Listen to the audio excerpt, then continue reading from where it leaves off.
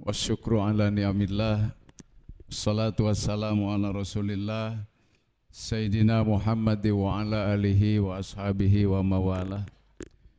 Puji syukur kehadirat Allah subhanahu wa ta'ala. Salawat serta salam tercurah kepada junjungan kita Kangjeng Rasulullah sallallahu alaihi wasallam. Bapak Ibu hadirin hadirat jamaah salat tarawih, salat isya, salat witir, soimin soimat yang saya hormati dan Allah muliakan. Syukur alhamdulillah Allah masih izinkan kita, hadirkan kita dalam rangkai amaliyah di bulan suci Ramadan.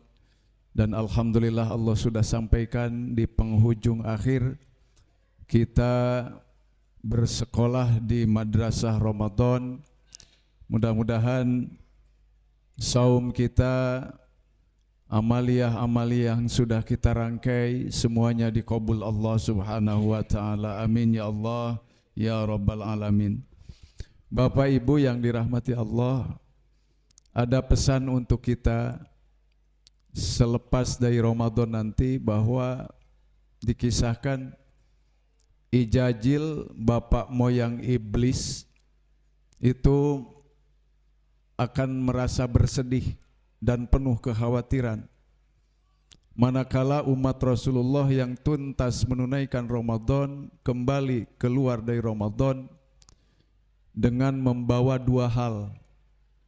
Pertama, umat Muhammad yang telah menyelesaikan Ramadan keluar dari Ramadan mendapatkan ampunan Allah yang senantiasa selalu hadirkan dalam doa, Allahumma innaka afuwun karim tuhibbul afwa fa'fu anna ya karim.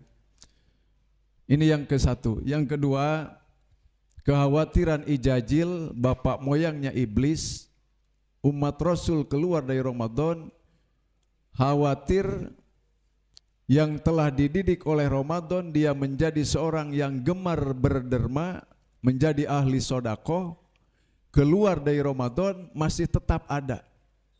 Ini yang dikhawatirkan iblis.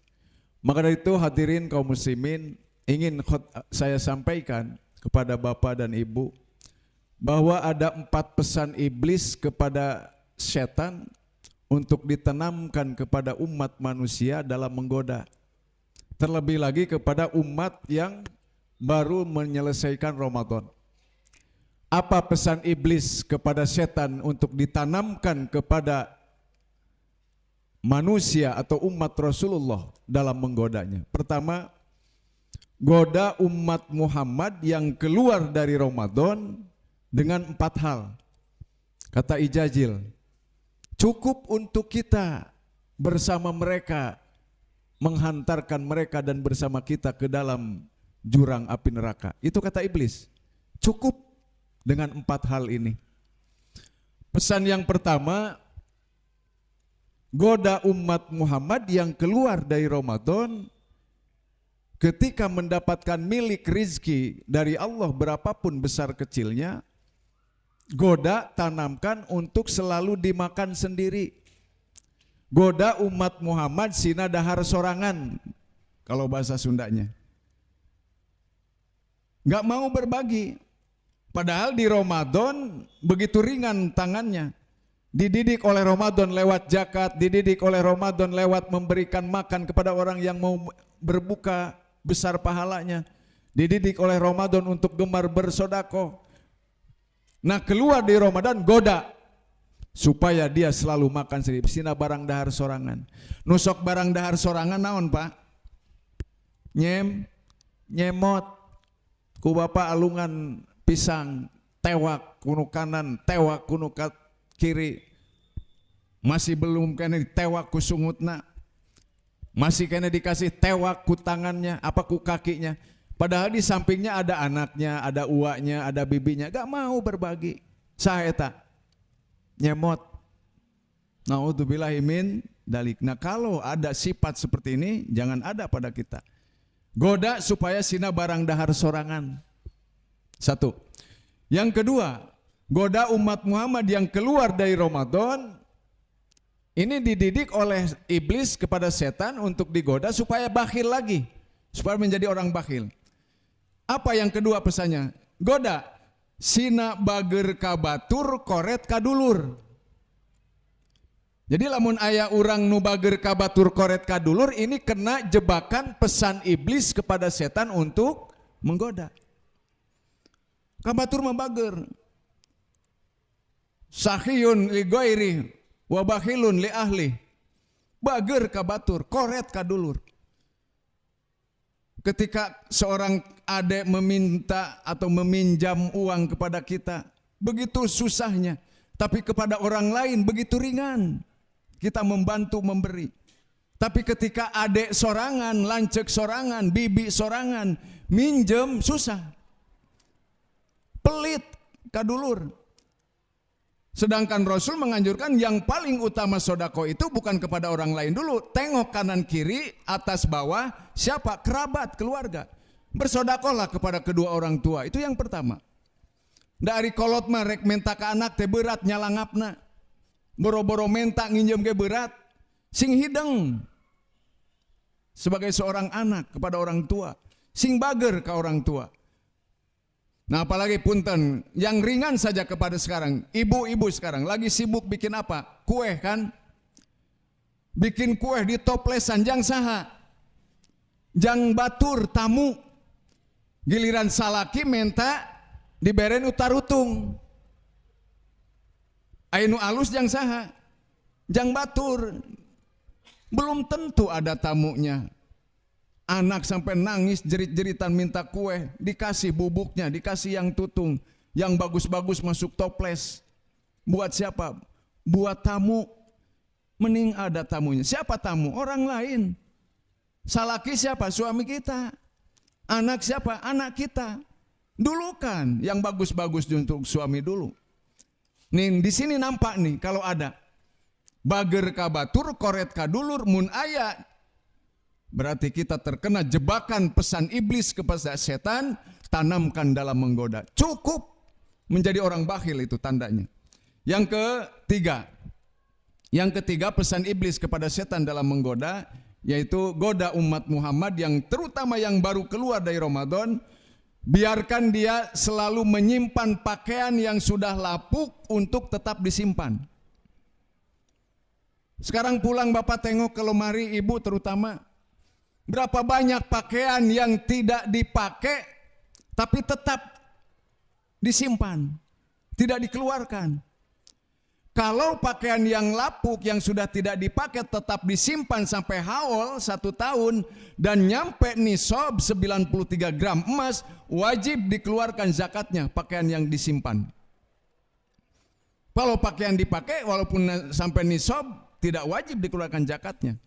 Emas juga kalau dipakai gak wajib dikeluarkan zakat, tapi emas yang disimpan wajib dikeluarkan zakatnya. Nah ini kalau ada kita selalu menyimpan pakaian yang sudah tidak kita pakai lagi, tetap saja digantung di lemari, disimpan, maka kita terkena oleh jebakan pesan iblis kepada setan dalam menggoda. Na'udzubillahi min dzalik. Keluarkan Pak yang sudah tidak dipakai, biar manfaat. Cuman ketika memberikannya jangan salah alamat. Ngasih sarung kan utara sholat. Ngasih mukena kan utara sholat. Yang tepat supaya memberi manfaat.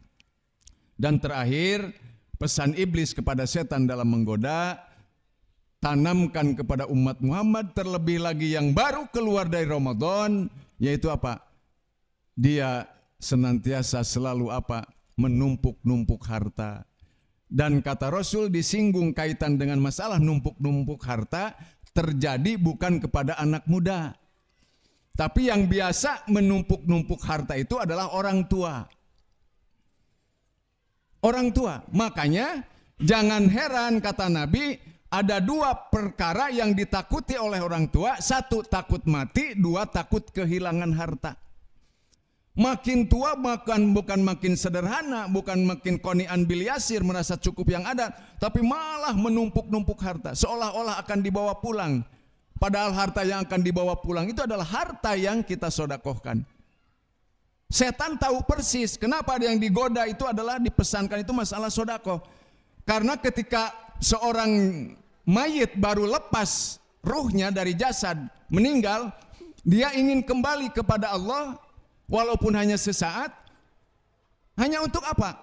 Wa akum mina apa? Fa asaddaqo wa akum minas solihin. Saya kembalikan ya Allah. Qala rabbi inni, qala rabbi apa tuh? Jadi lupa. Artinya apa?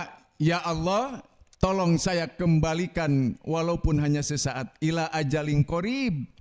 Mau apa? Fa asaddaqo, mau sodako. Mau apa lagi? Wa akum minas solihin, saya mau beramal soleh. Bapak Ibu, itulah keempat pesan iblis ijajil kepada setan untuk ditanamkan kepada manusia, khususnya orang yang baru keluar dari Ramadan. Tanamkan 4 hal supaya menjadi orang yang bakhil, sina barang dahar sorangan, bager kabatur koret kadulur, sim menyimpan pakaian yang sudah tidak dipakai untuk tetap disimpan, dan selalu menumpuk-numpuk harta. Mudah-mudahan dari keempat pesan ini tidak ada pada kita. Didikan Ramadan, pelajaran yang didapat dari Ramadan akan menjelma di 11 bulan yang akan datang, bahkan sampai akhir hayat kita. Sodakoh terutama, dan mudah-mudahan kita juga mendapatkan ampunan Allah Subhanahu wa Ta'ala. Itu saja yang dapat saya sampaikan. Bapak Ibu, saya yang banyak khilaf, banyak salah kepada Bapak dan Ibu dalam ucap, dalam tingkah. Menjelang di Hari Raya Idul Fitri, saya mohon dibukakan pintu maaf yang sebesar-besarnya lahir batin, biar bersihnya Pak ya. Ibu, mohon maaf saya yang banyak khilaf salah. Itu saja, terima kasih. Assalamualaikum warahmatullahi wabarakatuh.